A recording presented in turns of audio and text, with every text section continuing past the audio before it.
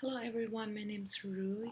My group is was created a company, a fashion company, and we're gonna to hire a vice president of marketing and communication department, and we'll send him under international assignment to Japan.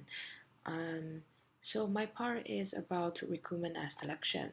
So let's begin.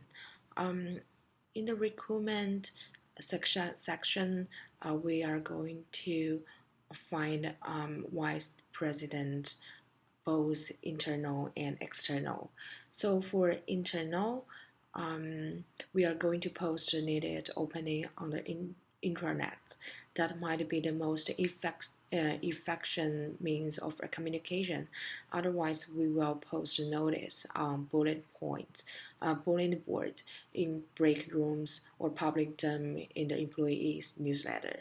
Um, because internal people will have more advantage to compete with their external counterparts, it is important to set up a process that works for our firm and give all employees the same access to the application process.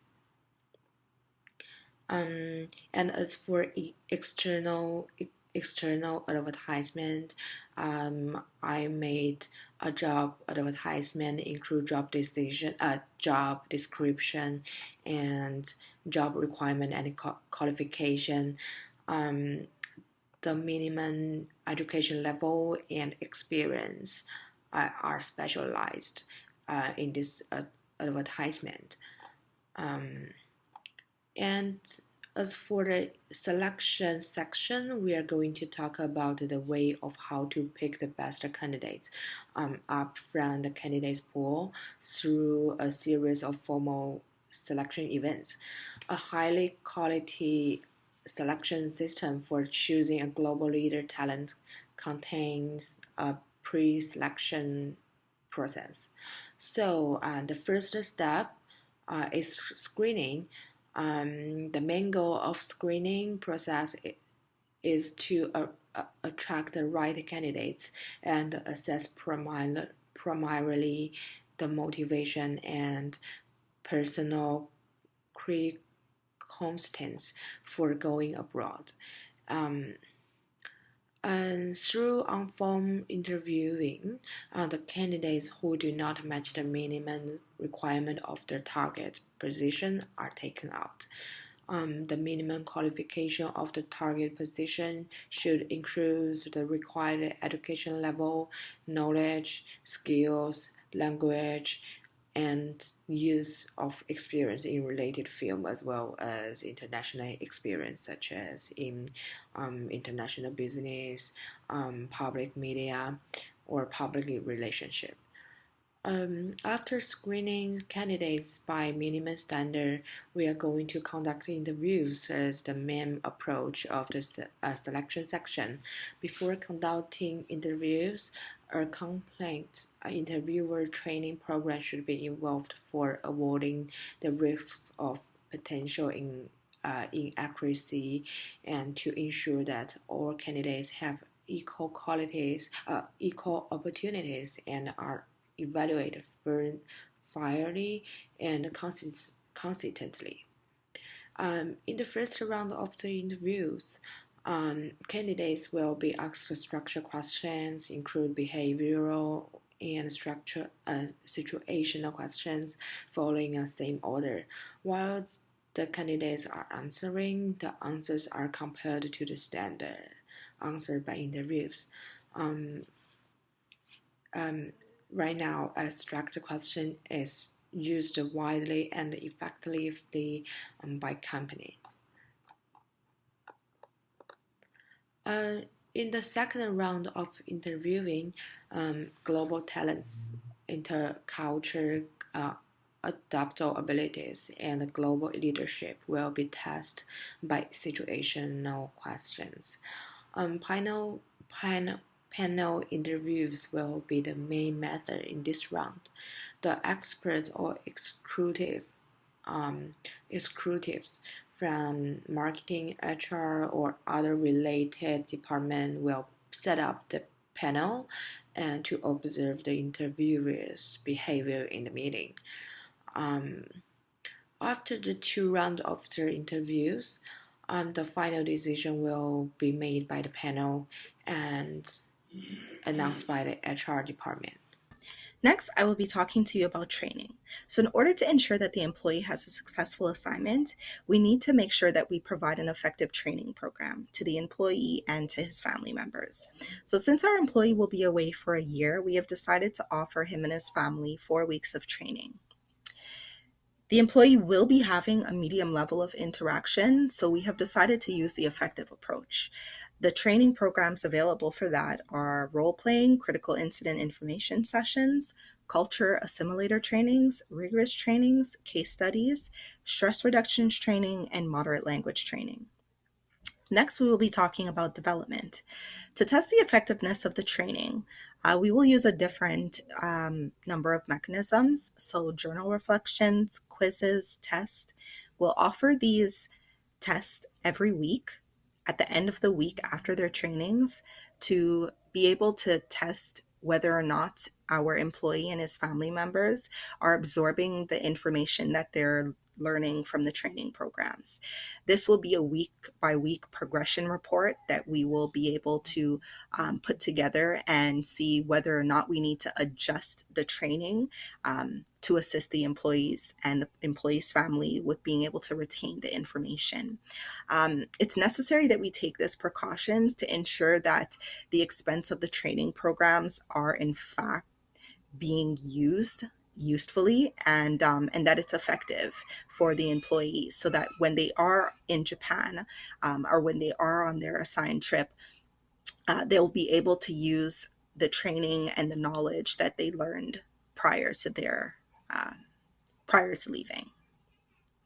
Next, I will be talking about deploy and the visa process. So the visa process for the expat is a bit different from the family members. So the type of visa that we will be obtaining for the employee is the intra-company transfer visa, and he will be engaging in activities under the Japanese International Service visa. The family members will be under the dependent visa. However, the first step in obtaining this visa is to make sure that we choose the right type of visa, since there are different visa types in Japan. By basing it off of the activities, qualifications, and experience that are relevant to the job that the employee will be doing. And like I said, based on that, he will be under the intra-company transferee visa. Step two will be for us, the company, to put together the documents needed to support the application. So on our end, we will need to provide the company's registration, profit and loss statement, and a document that describes the company's business. Step three will be to apply for the Certificate of Eligibility, otherwise known as COE. This document is issued by the Japanese immigration authorities. The COE certifies the employee's eligibility to handle his assigned job while in Japan. This application normally takes between 4 to 6 weeks to process and then to be approved. The last step in the visa process is to obtain the International Service Status of Residence, otherwise known as the SOR. This document allows the employee to live and to work in Japan. This residence card is required to stay on the employee at all times. It holds personal identification information, name, address, date of birth, residence status, length of stay. The visa for the dependent and for the spouse would be under the Japan Family Stay Visa. The process is a bit different. The documents required would be information on the relationship to the employee working in Japan and copies of the supporting person, also information on the profession of the supporting person. Internationalization become a strategic dimension for companies to ensure profitable growth. International assignments play an important role to implement this strategy. Therefore, the number of international assignments is growing year by year.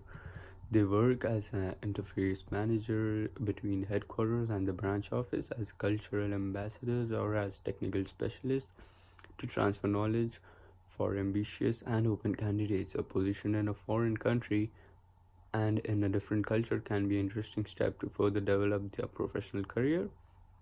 International compensation refers to all forms of financial returns and tangible benefits that employees of an international organization receive from the employer in exchange for providing labor and commitment.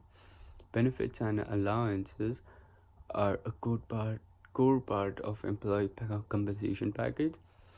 Most companies have a standard policy they apply to different level of employees. And the national compensation refers to all forms of monetary and non-monetary rewards that employees of an international organization receive from their employer in exchange for providing their services.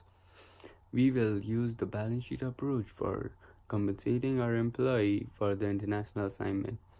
A balance sheet approach is an accounting term that describes the the situation where debits and credits must match. The balance sheet approach is used to set expatriate compensation. There are there the goal is to protect or equalize the expatriate's purchasing power while on assignment abroad. As we all know, there would be a lot of differences in Canada and Japan, like expenses, base salary, schooling, living, and many more. So, with this balance sheet approach, we will be able to compensate the employee who is willing to leave his home country for the company. The compensation package will also allow the employee to maintain the same purchasing power with respect to his salary. So, compared to Canada, the cost of living in Japan is more. As a result, the company will cover all the extra costs which the employee will incur.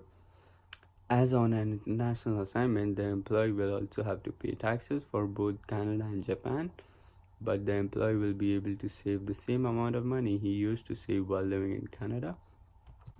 The employee will be no worse off financially than if he had never left Canada. The international pay package will also consist of some key components, such as the base salary. Every employee will be paid a salary while on assignment as a fixed payment at regular intervals, typically monthly or bi-weekly. The employee will be paid his salary for the normal working hours, as same as he would have worked and lived while working in Canada. And the second one is the foreign service and hardship premium. A foreign service premium is an allowance over and above base pay for the employees who expect expatriate assignments. It has been traditionally intended to recognize adjustments to different cultural, social, businesses, and separation from home country relatives and friends and business associates as well. The third one is the variety of employee benefits. A benefit allowance is money that the company will provide an employee for a specific purpose, such as transportation, healthcare, also the additional costs and flexible spending amounts. Also, the employee won't have to worry about any physical threats, but there is a risk of earthquakes in Japan and also cultural differences. So, keeping in mind the inconvenience of the relocating and placing the children in school, the company would be willing to add a foreign service and hardship of 35% of the base pay.